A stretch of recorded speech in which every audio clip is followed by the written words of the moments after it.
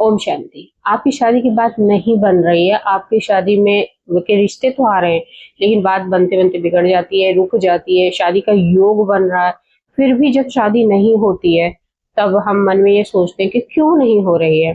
और इसी क्यों का जवाब आज का ये वीडियो है, क्योंकि ये वीडियो आपके लिए वरदान साबित हो सकता है। क्योंकि जो कल है बृहस्पतिवार है, गुरुवार है, और साथ साथ एकादशी है, वो भी अधिक मास का।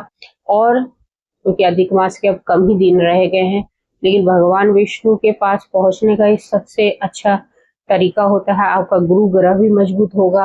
क्योंकि सात हमें हमारी विवाह में देरी क्यों होती है? क्योंकि हमारा कुंडली चार्ट में 7वें ग्रह में हमारे जो ग्रह होते हैं, कभी कभी शनि बैठा होता है या राहु बैठे होते हैं, जिसकी वजह से हमारी शादी में विलंब हो रहा होता है।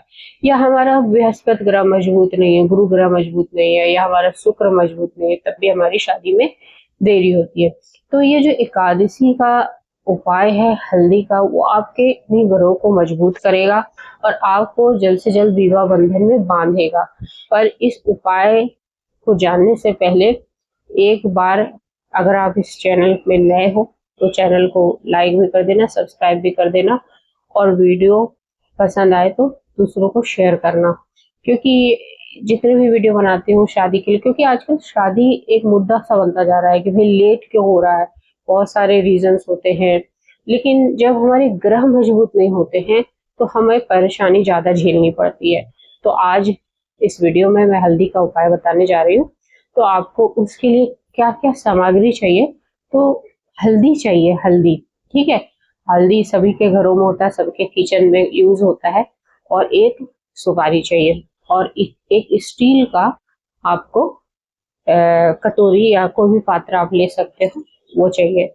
और भगवान विष्णु के लिए इस बार आपको सरसों का तेल का दीपक चाहिए, और एक लंबी बाती वाला आप दीपक जलाइएगा भगवान विष्णु के सामने इस एकादशी को, इस कमला एकादशी को। और ये आपको सुख समृद्धि देगा ये एकादशी, और साथ साथ आपके विवाह के सारे जो रुकावटें हैं उसको खत्म करेगा, और आपकी विवाह जल्द से जल्द करवाएगा। तो आपको ये उपाय सुबह भी कर सकते हो, शाम को भी कर सकते हो, और साथ साथ मैं इस वीडियो में एक बोनस उपाय भी आपको बताऊंगी जो वीडियो के अंत में है। तो आपको सबसे पहले नहा धोकर तैयार हो जाना है, सुबह या शाम को, दोनों के समय। अगर आप सुबह शाम को नहीं नहाते हो तो हाथ मुंह और धो तो लीजिएगा, कपड़े चेंज कर लीजिएगा। उसके बाद आप पीले वस्त्र जरूर धारण करिएगा, और साथ साथ कल के नहाने के पानी में एक चुटकी हल्दी भी डाल लीजिएगा। और फिर आप भगवान विष्णु के आगे अपने मंदिर में बैठिए, भगवान विष्णु और लक्ष्मी माता का आवाहन कीजिए, उनसे अपनी शादी की प्रार्थना कीजिए। और उसके बाद इस कटोरी में हल्दी को घोल लीजिए, थोड़ा ज्यादा घोलना, 1 चम्मच हल्दी घोलिए, ताकि ये जो आप एक जो सुपारी ले रहे हो इस हल्दी में पूरा डुबोना है। तो इतना आप हल्दी घोलिएगा कि ये सुपारी अच्छे से उसमें डूब जाए। ठीक है, तो सबसे पहले आपको भगवान विष्णु के आगे वो सरसों के तेल का दीपक जलाना है, और आपको भगवान विष्णु को तिलक करना है। हल्दी का भी तिलक कर सकते हैं आप। और उसके बाद आप भगवान विष्णु के मंत्र, जो बहुत ही सबको याद हो जाना चाहिए अब तक, तो ओम नमो भगवते वासुदेवाय नमः का जाप करना है एक माला। और ओम नमः भगवते वासुदेवाय के सच्चे मन से जाप करने के बाद आप अपने विवाह का ये उपाय करिए। और आप सबसे पहले जो आपने हल्दी घोला है, जो इसमें जो आपकी सुपारी में हल्दी पूरी तरह से लग गई है, जैसे इस तरीके से पूरी तरह से हल्दी चारों तरफ डूब गई है ना, इसको आपको लेना है। और आपको बोलना है भगवान विष्णु के को, हे भगवान विष्णु, हे माता लक्ष्मी, जैसे आपकी जोड़ी बनी है इस संसार में, अद्भुत जोड़ी है, वैसे ही मेरा जो जीवन साथी वो भी सुयोग हो, अच्छा हो, और मेरी उससे शादी हो रही है जल्द से जल्द, और मैं बहुत जल्द मेरी शादी हो रही है। इसी कामना से आप इस सुपारी को भगवान विष्णु के चरणों पे रख देंगे, या ठीक है, भगवान विष्णु के चरणों में रख दीजिए, या आप इसको पीले कपड़े में बांध के भी भगवान विष्णु के चरणों में रख सकते हैं। ठीक है, अगर आपके पास पीला कपड़ा नहीं है तो आप इस सुपारी को ऐसे ही रख दीजिए, या कोई स्टील की डब्बी होगी। देखिए, पूजा में हम अक्सर एक छोटी छोटी स्टील की डब्बी रखते हैं जिसमें बहुत सारा सामान रखते हैं, घी वगैरह, तो वो आपके घर होगा जरूर। तो आप को पहले दिन तो जिस दिन आप एकादशी के दिन है उस दिन तो आप भगवान विष्णु के चरणों में ऐसे ही रखिएगा अपनी कामना के साथ, और उसके बाद जब दूसरे दिन इसको एक डब्बी में रख के मंदिर के नॉर्थ ईस्ट कोने में ही आप इसको पड़ा रहने दीजिएगा। जब आपकी शादी पक्की हो जाए तब इस सुपारी को आपको जल में प्रवाहित कर देना है या किसी भी मिट्टी में दबा देना है। ठीक है। अब जो इसमें सावधानियां हैं कि इस दिन आपको, अगर आप एकादशी का व्रत करते हैं तो बहुत ही अच्छा है, अगर आप व्रत नहीं कर रहे हैं तो फलाहार करिए और एक समय का आप भोजन कर सकते हैं। ठीक है। और इस उपाय के बारे में आप किसी से जिक्र ना करिए। और शाम का जो मैं एक बहुत ही बोनस उपाय बताने जा रही हूँ आपको, कि आपको इसके साथ साथ आपको शाम को क्या करना है। देखिए, आपको शाम को एक घी का दीपक इस बार बनाना है, उसमें एक चुटकी हल्दी डालनी है, उसको जलाना है और तुलसी के पौधे के पास रख देना है, ये बोलते हुए कि भगवान विष्णु, मैंने अपनी शादी की कामना के लिए जो उपाय किया वो सिद्ध हो और मेरी शादी जल्द से जल्द हो।